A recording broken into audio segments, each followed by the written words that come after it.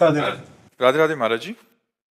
महाराज जी, आप प्रश्न कर रहे हैं कि 5 ज्ञानेंद्रियां आंख, जीभ, नाक, त्वचा और कान में से आंख ज्ञानेंद्री जो मन को भगवत मार्ग से भटकाती है, ये मतलब अधिक ऐसा रहता है महाराज जी। और विकारों में काम, क्रोध, लोभ में से काम महाराज जी सबसे ज्यादा साधक को गिराता है। तो महाराज जी इनका कहना है कि क्या अंध व्यक्ति का मन विकारी होता है? क्या बिना आंखों का व्यक्ति भी जल्दी जल्दी भगवान को प्राप्त कर सकता है? ऐसा नहीं है। आंखें और नेत्रेंद्रिय अलग है, समझ रहे हैं? ये नेत्र गोलक है, इनमें जो पावर है देखने का नेत्रेंद्रिय है, वो बिना नेत्र गोलक के भी देख लेगी। देखो आप, जब आपके नेत्र बंद होते हैं तो स्वप्न में आप देखते हैं ना, सब व्यक्ति, वस्तु, स्थान, पदार्थ देखते हैं ना। वो कहाँ से देखते हैं? उस समय तो नेत्र बंद होते हैं, नेत्र गोलक बंद होते हैं। देख लेती है कि नहीं देख लेती? आप जब कल्पना करते हैं तो कल्पना में जो दृश्य दिखाई देता है वो कहाँ से दिखाई देता है? नेत्रेंद्रिय से दिखाई देता है। तो ऐसा नहीं कि जो आंखों का अंधा है उसको भगवान के चिंतन में सहयोग, ऐसा कुछ नहीं। भगवान के भजन के द्वारा इन इंद्रियों की विषय वासना को शांत किया जाता है।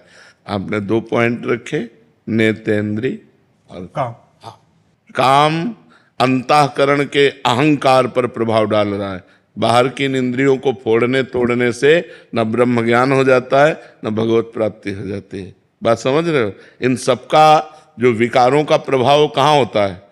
मूल समझो, अंतःकरण चतुष्टय है, बुद्धि, मन, चित्त, अहंकार। जो अंतःकरण में अहंकार है, इस पर सारे विकारों का प्रभाव होता है। अगर ये देहाभिमान गलित हो जाए तो भगवत प्राप्त हो जाए। गुरुदेव, आप एक प्रसंग सुनाते हैं अपना ही कि कोई आपने किसी 90 साल के बुजुर्ग से पूछा था।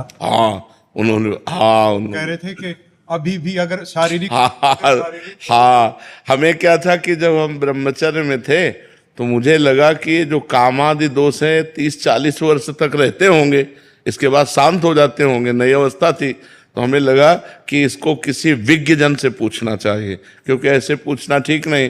तो गांव के वो प्रधान थे और वो 92 वर्ष की अवस्था के थे और बड़ी श्रद्धा रखते थे और गुरु आश्रम में आते थे। तो एक दिन उनके नजदीक बैठकर पूछा, हम कहा देखो आप अन्यथा बुरा मत मानना, हम अपनी जिज्ञासा प्रकट, क्या आपके अंदर?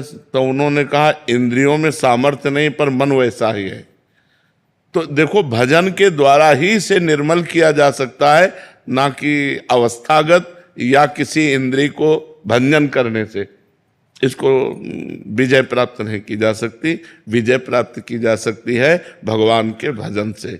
जब हम नाम जप करते हैं, पवित्र आहार संयम से चलते हैं, धर्म पूर्वक आचरण करते हैं, तो हमारी इंद्रियां अचंचल होने लगती हैं। अभी चंचल है, हमारा मन स्थिर होने लगता है, शांत होने लगता है। और जहाँ मन और इंद्रियां शांत हुई तो निज सुख मिला। जहाँ निज सुख मिला फिर विषय आकर्षण नहीं होता। नहीं स्वात्मा रामम विषय मृग तृष्णाम भ्रमयति। आत्मा राम पुरुष कभी विषय मृग तृष्णा में भ्रमित नहीं होता। तो ये भ्रम न रखे। भगवान ने कहीं ऐसा आदेश नहीं किया।